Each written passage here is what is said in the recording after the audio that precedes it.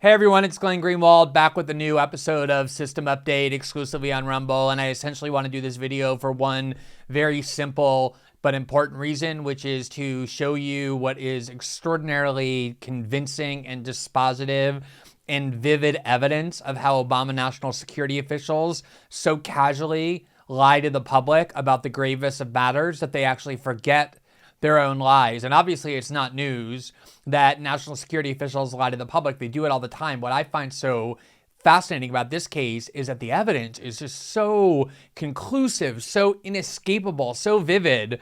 And I'm going to walk you through that evidence, showing you in real time how they lie, the video, the audio, and the text. And amazingly, the evidence, conclusive evidence in this case, comes from one of the senior Obama national security officials, Ben Rhodes, who did all the lying. He essentially convicted himself by lying so often that he couldn't keep track of his own lies. Now, I did write about it earlier today at my Substack here on this article, which is headlined Ben Rhodes' book proves Obama officials' lies and his own about Edward Snowden and Russia. But I nonetheless wanted to make a video to walk through the evidence, because when you see the video, when you hear the audio, when you see the book and put it all together, it's just, it's shocking, even for somebody like me who for 15 years has been documenting the lies of high-level national security officials in the Obama administration and others.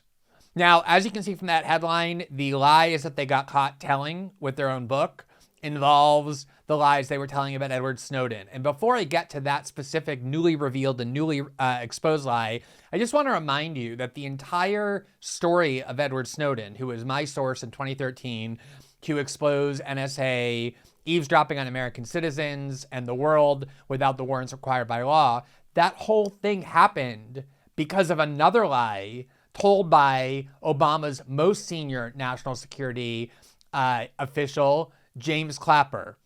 And that lie happened in March of 2013, which I'm about to show you, when he went before the Senate and was asked a direct question about what the NSA does. And because nobody had the documents at the time to prove what they were doing, it was all done in secret. And so he just straight up lied to the Senate and therefore to the American people. Probably some of you remember this video, but I think it's really worth remembering exactly how flagrantly he misled everybody.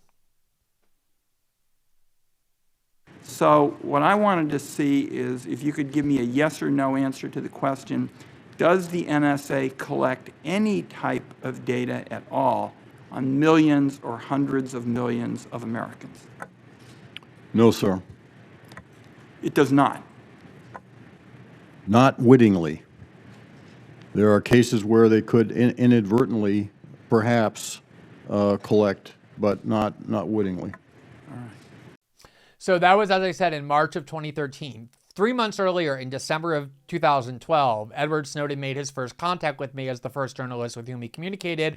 And he was essentially saying he wanted to leak this information, but he hadn't yet done it. There's a big difference between saying, I'm thinking about leaking this information, and actually sacrificing your life and your liberty to go and do it. And it wasn't until May, 2 months after he watched James Clapper flagrantly lie on national television to the American public, that he flew to Hong Kong and then called us as journalists to go and meet with him. And he has often said it was hearing James Clapper so blatantly lying that caused him in good conscience to realize he could not any longer conceal from the public the evidence that proved that Clapper lied. We met him in Hong Kong in May. And then the first article that we published, that I published at The Guardian on June 6th, was one that was designed to show that James Clapper lied. It was the headline, NSA collecting phone records of millions of Verizon customers daily.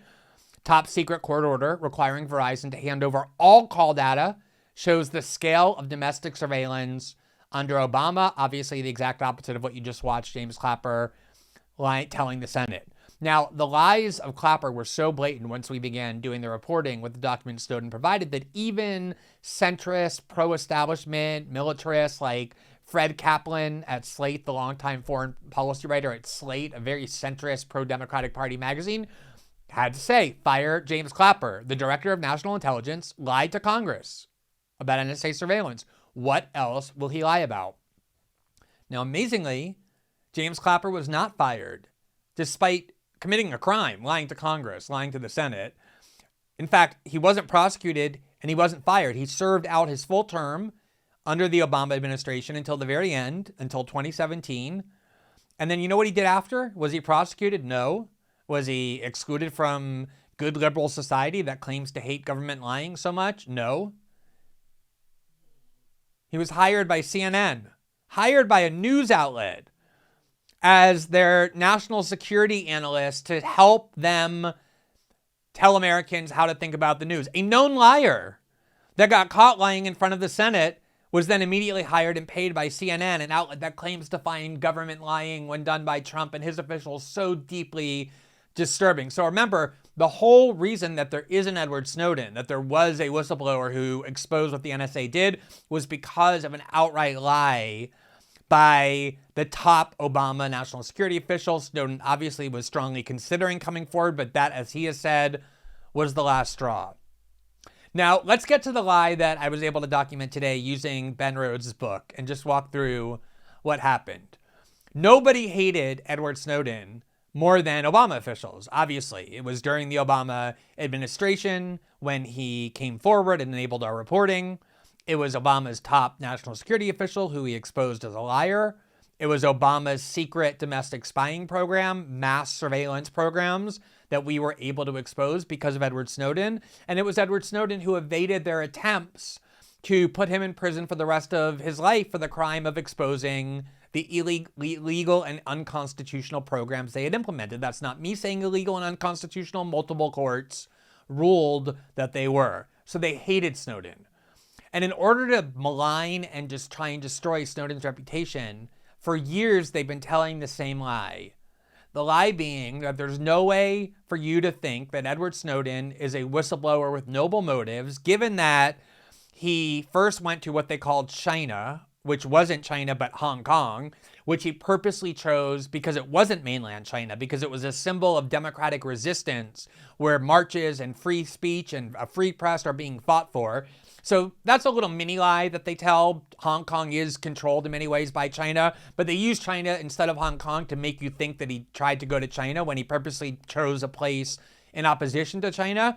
But then the big lie is that he chose to go to Russia, which they always use to imply that he was a Russian spy or a Kremlin agent. Why would you choose to go to Russia if you actually care about civil liberties? That's what Obama officials have been saying about Edward Snowden for 7 years, since 2013. I've always known that's a complete lie, and I've said it many times, and the reason I know is because I was in Hong Kong with Snowden. I know exactly what his plan was in order to get out of Hong Kong, and I know it had nothing to do with Russia. He had zero interest or intention ever to go to Russia.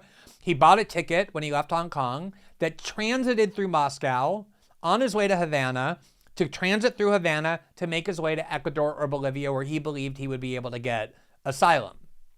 He never intended to go to Russia or stay in Russia, let alone chose Russia as his destination, as they've been saying.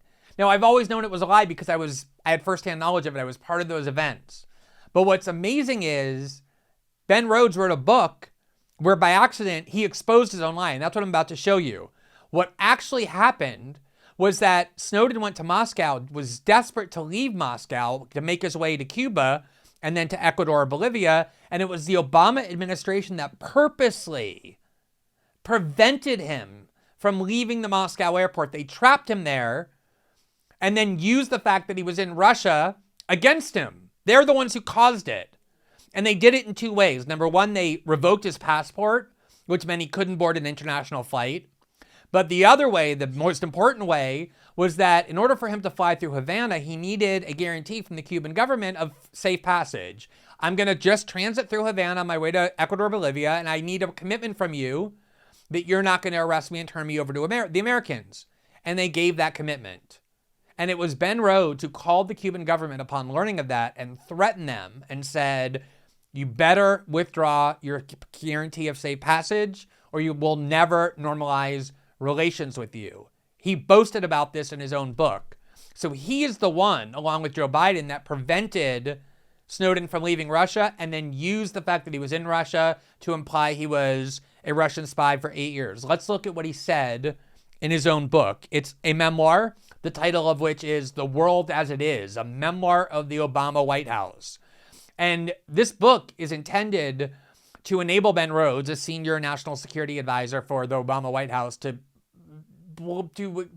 inflate his own importance, to show the world how crucial he was, how great accomplishments he should be credited for. And this part of the book, the key part of the book that shows what a liar he and Hillary Clinton, Susan Rice, and others are, is about Cuba and what he believes were his great accomplishments in Cuba. He's bragging about what he was able to do in forcing the Cubans to prevent Snowden from leaving Russia. And because it was about Cuba instead of Snowden, he didn't realize he was proving that his whole story about Snowden was an absolute lie. This is what he himself, Ben Rhodes, said right from his book. He says, there was one other more important signal, meaning from Cuba, that they were interested in normalizing relations.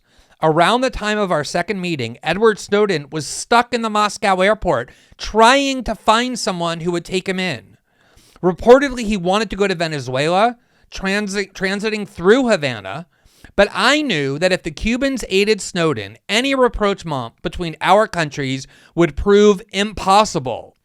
I pulled Alejandro Castro aside and I told him I had a message that came from President Obama. I reminded him that the Cubans had said that they wanted to give Obama, quote, political space so that he could take steps to improve relations.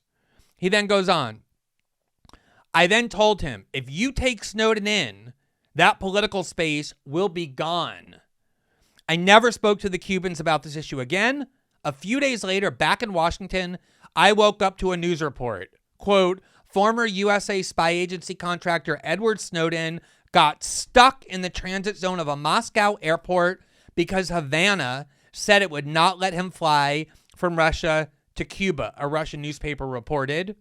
I took it as a message. The Cubans were serious about improving relations. That's Ben Rhodes, in his own words, telling you the real reason Snowden was in Russia and is in Russia today. It's not because he chose that as his destination. It's because he was trying desperately to get out of Russia to go to another country that would give him asylum. Ben Rhodes lied a small little lie there as well, claiming it was Venezuela, knowing how most Americans feel about Venezuela. In order to poison your thinking about Edward Snowden, why would he want to go to Venezuela? He was never going to Venezuela. It was Ecuador or Bolivia. But leave that little lie to the side, because the big lie is what he just said. The reason Snowden got stuck in the airport is because they forced him, they trapped him inside the airport and then inside Russia, and then started using the fact that he was there as though he chose it to try and insinuate he was a Russian spy. Now, let's listen to Ben Rhodes in 2017 talking to Tommy Vietor, who's another senior Obama national security official who became a podcaster with the very pro-democratic party Pod Save the World. On February 15, 2017, they did an episode about Snowden. They lied for a straight hour, especially Ben Rhodes. And listen to what Ben Rhodes said about why he thinks Snowden is a bad person and should not be regarded as a whistleblower. This is him before he wrote the book that I just showed you. And I think it should not have been kind of put in my view, in the bucket that it was, which is this guy's a whistleblower. Because again, like a whistleblower doesn't conspicuously pass through China to Russia, you know? Yeah. I mean, like there's, and reporters are always say, well, are you telling me that you know that he was working for the Russians or what have you? I'm like, I'm not. I'm telling you what I see, which is this guy went to China and Russia, the two most adversarial intelligence competitors of the United States. He could have gone to, some very liberal European country that probably would have taken him in, right? Like or he could have faced the music here. The choice of those destinations speaks volumes to me. The choice of those destinations speaks volumes to him. Do you see what sleazy scumbags they are? Do you see what he just did there? He said, look, reporters ask me if I know that Snowden was a Russian spy working for the Russian government, and I tell them, because I'm so honest, look, I can't tell you that. I can only tell you what I know. What I know is he chose China. He doesn't say Hong Kong. He says China on purpose. And then he says he chose Russia, and his choice of destinations speaks volumes. I just showed you Ben Rhodes' book written after this, where he admits Snowden never chose Russia. Ben Rhodes is boasting about the fact that he forced Snowden to stay there and couldn't get out. How do you reconcile that? Do you see what sociopathic liars they are? Why did Ben Rhodes tell on himself? It was because he lies so frequently, he can't keep track of his own lies. He was trying to take credit for bullying the Cuban government. Look how powerful and strong I am, Ben Rhodes. And he forgot that completely contradicted his story about another major news event, which was Snowden. So I read this book just last week or a few days ago, and I couldn't believe it. I was just reading Ben Rhodes telling the truth by accident that I've been saying for 8 years that proves that he is a liar. And it's not just Ben Rhodes. It's also Susan Rice, as well as another senior Obama national security official. Her name is Hillary Clinton. Here she is in an interview with The Guardian in London on July 2014. So about a year after we began the reporting, while we were still in the middle of it. And listen to what Hillary Clinton said about Snowden. Case in public. Mr. Snowden took all this material. He fled to Hong Kong. He spent time with the Russians in their consulate. Then he went to Moscow seeking the protection of Vladimir Putin, which is at the height of ironies given the surveillance state that Russia is. If he wishes to return home... He went to Moscow seeking the protection of Vladimir Putin, said Hillary Clinton, then Obama's Secretary of State. She obviously knows that's a lie as well. She knows what really happened. It was the State Department that invalidated invalidated Snowden's passport, and it was her national security team, the one with whom she worked, that blocked Snowden from leaving Russia. She knows he went to Russia with the intention immediately to leave, not what she said there, which was the intention to seek protection from Vladimir. Just an outright liar. An outright liar. She is, Ben Rhodes is. Susan Rice has said very similar things.